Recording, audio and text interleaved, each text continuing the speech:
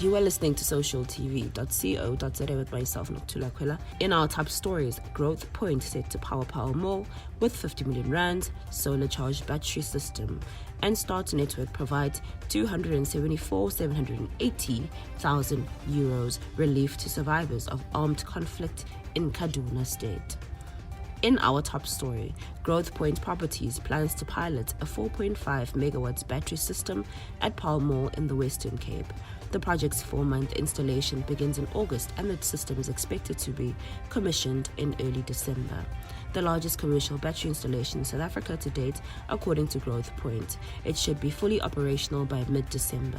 The system will be partly charged by Paarl Mall's new rooftop solar PV plant. Over more than a decade, the company has installed 13.5 megawatts of solar power across its SA portfolio, but this is the first time it is integrating a large battery system. Battery technology has come a long way in recent years, previously prohibitively expensive. Batteries have become increasingly affordable, especially considering rapidly rising electricity prices, and are imperative to help prevent costly business disruptions for our clients caused by load shedding, says Graham Cruikshanks, Growthpoint Head of Sustainability and Utilities. Moving on to our next story, give women their time and money back by bringing virtual consultations, medication delivery free and instant access to healthcare resources within their reach. Harness technology to provide and mainstream supportive online communities that destigmatize women's health issues.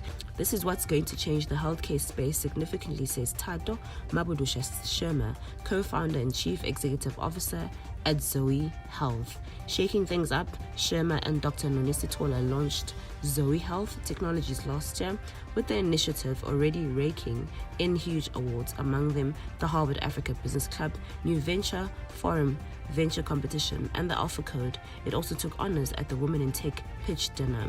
The duo decided to pool their knowledge, with Tato drawing on her years of experience in business development, technology and strategy across several of South Africa's major healthcare organizations and technology companies, and Sitole applying the insights she obtained while studying towards a PhD in genetics and molecular biology with a special focus on cervical cancer. Day Zero is a terrifying reality that residents of Khwela could soon face.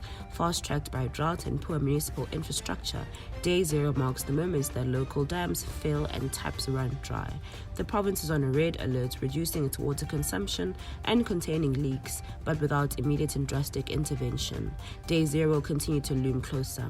The threat of this water catastrophe will lead to serious implications for the country's ability to produce food resources and sustain its population. Sustainable food security is directly impacted by the access and availability of clean, quality water, reveals Andy Duplessis, Managing Director of Food Forward South Africa, FFSA. The years of severe drought combined with municipal mismanagement across the Eastern Cape threaten South Africa's already fragile food security. Residents are forced to rely on roaming tankers where they collect their daily water supply to drink, cook, wash clothes, and bathe in. In our final story, people in Kajuru and Kachia districts in Nigeria's Kaduna state are receiving support after a timely response by Start Network, an innovative humanitarian actor that typically disperses funds within 72 hours of a crisis alert. Through a Start Fund alert raised by Start Network members, 274,780,000 euros in funding has been released in ameliorate displaced people's needs, exacerbated by the ongoing conflict in these areas. Start Network, which is made up of international, local, and national NGOs working in over 80 countries, have channeled the funds to Action Aid and Global Peace Development, local partners who are responding to the crisis. The armed conflict, which has claimed more than 45 lives, has been intensified by a prolonged drought and rising land disputes between nomadic herders and residents of Kaduna State.